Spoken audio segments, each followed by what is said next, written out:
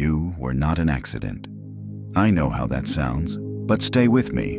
Because the greatest mystic in the history of Islam looked at the entire universe, every star, every ocean, every soul that has ever lived, and said all of it was built for one reason. And that reason was you.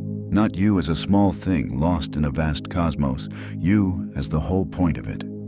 He said the universe was created blind, and that it stayed dark and unseeing until the moment a single human being opened their eyes. And the one who looked back through them was God. By the end of this, you're going to understand exactly what he meant. You'll understand why the angels themselves were once commanded to bow down to a human being. And you may never look in a mirror the same way again. His name was Ibn Arabi. 800 years ago, he wrote a book of pure fire, the Fusus al-Hikam, the Bezels of Wisdom, and its very first chapter is about the very first human being, Adam. But he opens with a question, and the answer to it is also the answer to something you already carry. That feeling some nights, that you are here for something you cannot quite name. Here is his question. Before there was anything, before light, before time, before a single created thing, why would a perfect, complete, self-sufficient God make anything at all? There is a saying the Sufis have carried for centuries. God says, "I was a hidden treasure, and I love to be known, so I created the world, that I might be known." Now, hold that loosely. The scholars will tell you it is not a rigorously authenticated hadith, and they're right. Ibn Arabi isn't using it as a law. He's using it as a doorway, and through that doorway is his entire vision of why you are here. Here is the image he gives us, and I want to give it to you in his own words, because he says it more precisely than any summary can. God possesses infinite beautiful names, the merciful, the living, the loving, the seeing, infinite perfections. But all of them turned inward, hidden, known only to himself. And Ibn Arabi says God willed those names to be seen, so he brought the whole universe into being as a mirror. In his words, he manifests himself to himself in a form. But here is the strange part. He says that mirror, at first, was unpolished. Picture an ancient mirror, not glass, but a sheet of dark metal, dull and clouded, before anyone has rubbed it smooth. You hold it up and you see nothing, a shadow, a blur. The universe, Ibn Arabi says, was exactly that. Galaxies, mountains, oceans, angels, all of it magnificent, and none of it yet reflecting anything clearly back.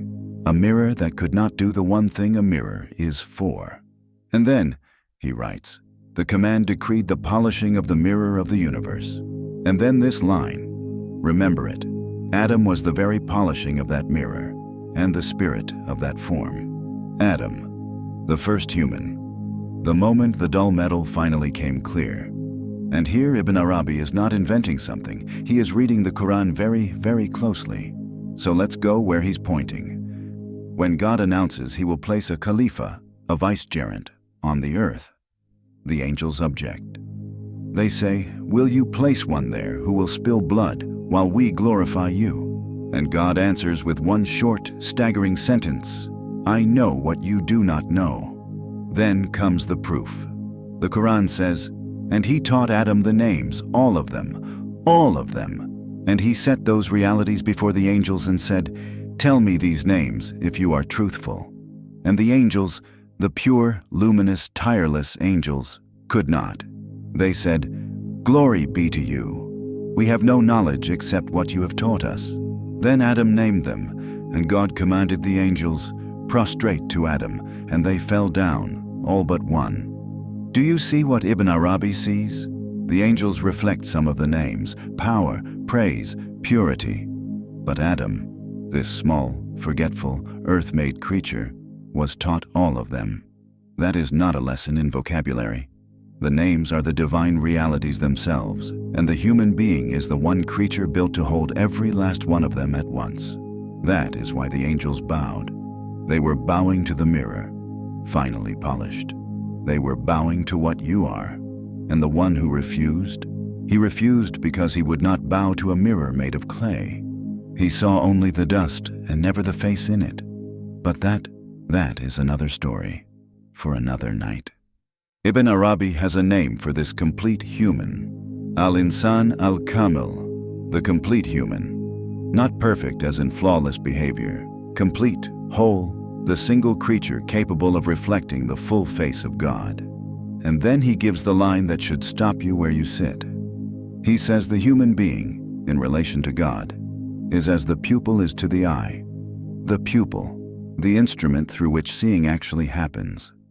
He calls the human the very faculty by which God beholds his own creation. You are the pupil in the eye of the cosmos, the narrow point where all of existence finally sees. And this is not only poetry, it reaches into your ordinary day.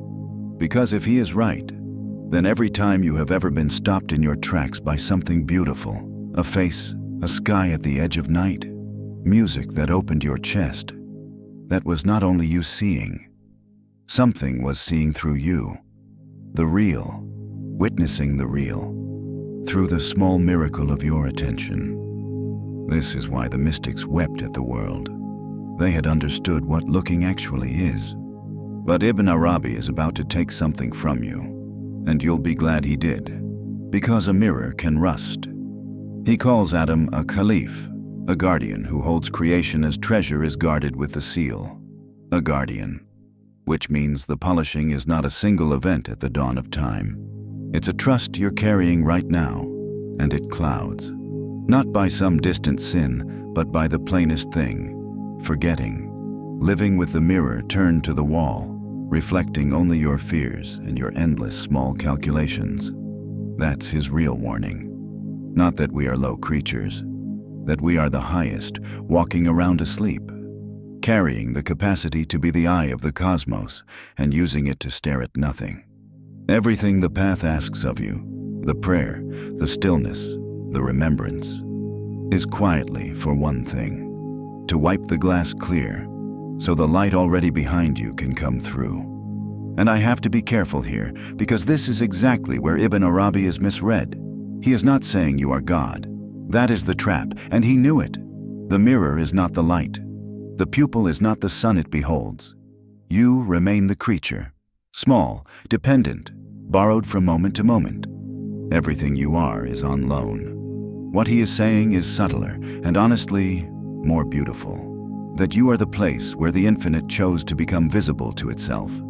Not the treasure, the window the treasure shines through. And a window takes no credit for the light. It only has to stay clear. So take this as what it is. His contemplation, a lens to look through. And now, look through it. One last time. Go back to the beginning. I told you the universe was built blind and stayed dark until a human being opened their eyes, and that the one looking back through them was God. Now you know what that means. You are not a spectator who wandered into a finished world. You are the organ of sight the world was waiting for. 13 billion years, star by star, and the one thing the cosmos could not do without was a mirror clear enough to hold its maker's face. The angels bowed to it. That mirror is you, and here is the last turn. Tonight, when you pass a mirror and you look for half a second before the tiredness and the list of flaws rush in, try to remember what you're actually looking at. Not a face, a meeting place, the one point in all of creation where the hidden treasure came out of hiding. You were not an accident.